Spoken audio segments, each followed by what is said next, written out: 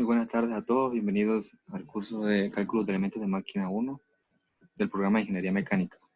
En esta ocasión abordaremos el tema del análisis de carga y esfuerzo.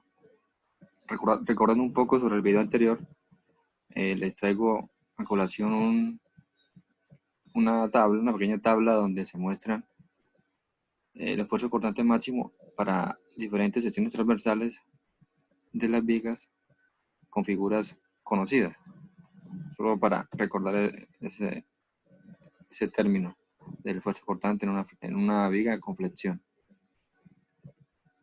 Para este caso trataremos un nuevo tema, se llama torsión. Se dice que cualquier vector del momento que esté colineal con el eje de una parte mecánica se llama un vector de torque, porque el momento causa que la parte gire alrededor de ese eje. Y se dice que una barra o una parte mecánica que esté sometida a tal momento se dice que está en torsión. Y aquí vemos una pequeña figura donde se muestran la sección transversal de una barra sometida a un torque. Ese torque provoca en cierta forma que el elemento, la parte mecánica de la barra, tenga un giro con respecto a su eje central. Ese giro o el ángulo de giro lo podemos determinar con esa expresión donde ese tita o teta es el ángulo de giro y está expresado en radianes. La T mayúscula hace referencia al torque. L vendría siendo la longitud de la viga o de la parte mecánica. G mayúscula es el módulo de rigidez de la parte. Y J es el segundo momento polar de área.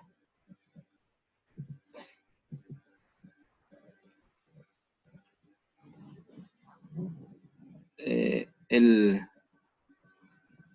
desarrollo del esfuerzo cortante en toda la sección transversal se puede determinar mediante la expresión tau igual a torque sobre J, que es el segundo momento polar de área, y el nuevo parámetro acá vendría siendo ρ, que para esta ecuación hace referencia a la distancia radial desde el eje de la parte a cualquier punto a analizar. Y si queremos encontrar el torque, el esfuerzo cortante máximo, solamente es sustituir ese valor del ρ por el extremo más alejado, que en este caso vendría siendo el radio. Vamos a mostrar un pequeño ejemplo para entender más el concepto. Dice, la figura muestra una manivela cargada por una fuerza, vamos a mostrarla acá, una manivela cargada por una fuerza F, de 300 libras, la cual causa un giro y una flexión, giro y flexión en un eje de 3/4 de pulgadas de diámetro fijo a un soporte en el origen del sistema de referencia. Vamos a establecer que el origen del sistema de referencia para nosotros es el punto A. Dice que el soporte podría estar con inercia. ¿Qué vamos a desear que rote? Según lo que se plantea el problema, como está empotrado, se puede decir que este punto de nada no va a tener giro de ningún aspecto, pero solamente para cuestiones de academia o para entender el tema, vamos a considerar que es un problema de estática y el sistema, pues preferiblemente, así como está mostrado, se pretende que en A exista un giro, porque esa es la intención de pronto aplicarle acá la fuerza para que el sistema se mueva. Y no tendría sentido si el sistema o esa manivela quedara fija en A. pero vamos a entender como un problema de estática y vamos a resolverlo de esa forma, si de nada estuviese empotrado. Bueno, en este primer vídeo vamos a desarrollar la parte estática del problema, y en el video siguiente intentaremos analizarlo en la parte de diseño. Dice que para el problema debemos dibujar por separado los diagramas de cuerpo libre del eje AB y del brazo ABC. Y hay que escribir los valores de todas las fuerzas, los momentos y los torques que actúan. Empezando por el elemento C, digámoslo así como C. En el B sería determinar el máximo de los esfuerzos torsionales y el esfuerzo flexionante en el brazo BC, e indicar dónde actúa. Bueno, el tercer parámetro que debemos encontrar es el esfuerzo o la localización del elemento de esfuerzo en la parte superior de la superficie del eje en el punto A, y determinar o calcular todos los componentes de los esfuerzos que actúan sobre ese elemento. Y por último, debemos determinar el esfuerzo normal y cortante máximo en el punto A. Bueno, empecemos. Empecemos dibujando los diagramas de cuerpo libre de cada uno de los elementos. Vamos a decir que ese punto en la parte extrema, vamos a denominarlo un punto E, para poder hablar de un primer elemento CE. Ese elemento, esa parte CE, vamos a traerla acá, vamos a dibujarle los ejes de referencia, que son el eje Y, el eje Z y el eje X. A partir de ahí, pues dibujamos las fuerzas que actúan en él. ¿Qué fuerzas vendrían actuando? Como ya sabemos que ese es el punto C y el punto E, podamos primero localizar la fuerza F de 300 libras. En el punto C, como está anclado ahí fijo al otro brazo BC, aparecerá una reacción vertical, una reacción en el eje X y otra en el eje Z. Adicional a eso aparecen los momentos flexionantes, MZ, lo vamos a denominar MZ. Aparece un momento torsor, que lo vamos a denominar con una letra T, TX, y un momento flexionante en el eje Y. Estos aparecen debido a la restricción que tiene el elemento al estar anclado al brazo BC. Luego de eso, hacemos la sumatoria de fuerzas, y como eso va a estar quieto, intentaremos analizarlo igualados a 0.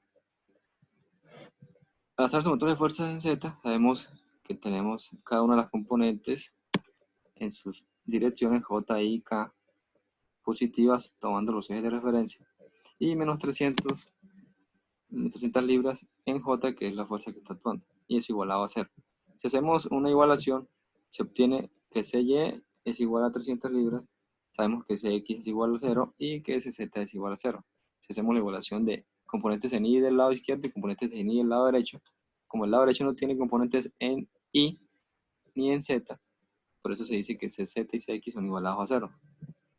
Ahora, para encontrar el valor de los torques y de los momentos flexionantes, hacemos sumatoria de momentos en uno de los puntos. Vamos a hacer sumatoria de momentos en el punto C.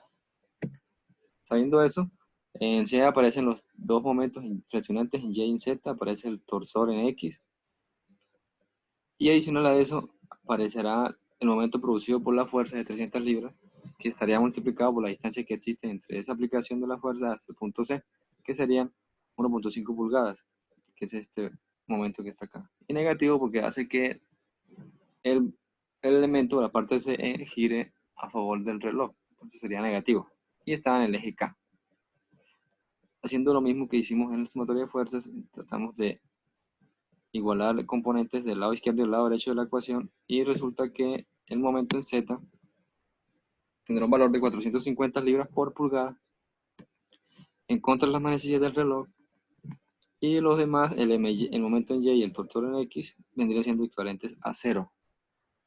Ya tenemos analizada la parte CE. Ahora seguimos analizando la parte BC. Para la parte BC, sacamos acá el diagrama de cuerpo libre, dibujamos las reacciones y encontramos en C, que sabemos que en C aparecía una reacción vertical CY y las otras dos se anulaban. Lo mismo con los momentos torsor en X, el momento en Y serían 0 y solamente aparece el momento en Z de 450 libras por pulgada. Y listo. Y ahora dibujamos los ejes de referencia para el punto B y ahí vamos a dibujar las reacciones que aparecen. Igual como aparecían en C, aparecen en B las reacciones verticales de BY, aparece BX y BZ, también aparece un momento torsor en Z, un momento flexionante en X y un momento flexionante en Y. Procedemos a hacer la sumatoria de fuerzas igualadas a 0 y obtenemos un valor para BZ igualado, BZ igualado a 0 sería 0, BX igualado a 0 sería 0 y BY si tiene una componente que vendría siendo lo mismo 300 libras fuerza. Si hacemos sumatoria de momentos en el punto B, sabemos que entrarían los momentos que existen en el punto B. Además de eso, aparecería el momento de 450 libras, libras por pulgada, que sería contrario a favor de las manecillas, sería negativo y en dirección K.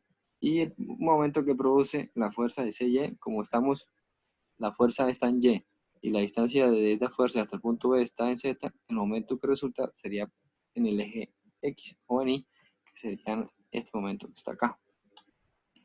Haciendo lo mismo las igualaciones de los componentes en la ecuación, tenemos un momento torsor en Z igual a 450 en contra de las manecillas del reloj, el momento flexionante en Y igualado a 0 y existe en este caso en el punto B un momento flexionante en X de 1200 libras por pulgada, también en contra de las manecillas del reloj.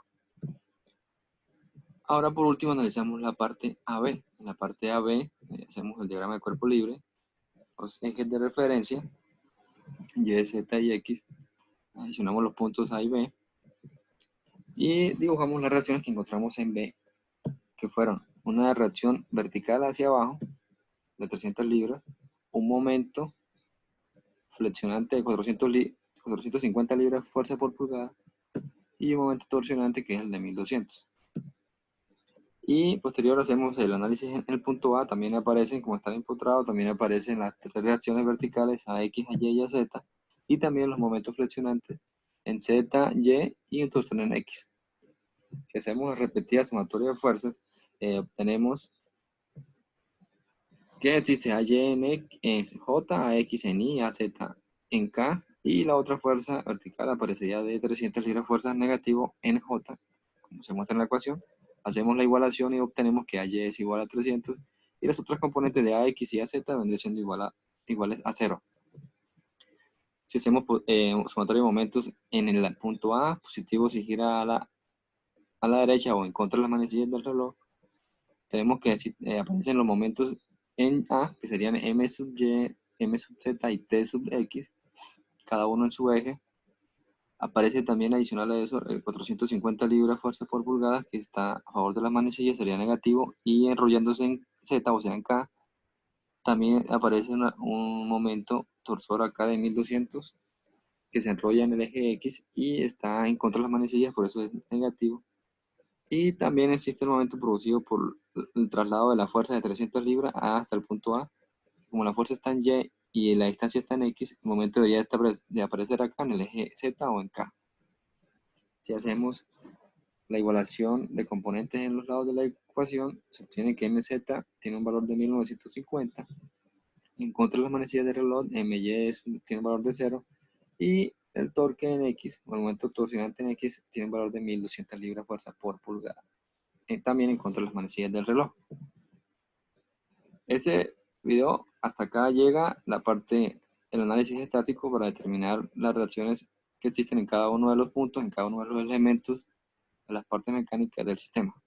Si hay alguna duda, no duden de decirlas, y aquí le tenemos las referencias que utilizamos para el desarrollo del problema. Espero que hayan aprendido algo nuevo hasta el momento y muchas gracias por estar acá viendo el video.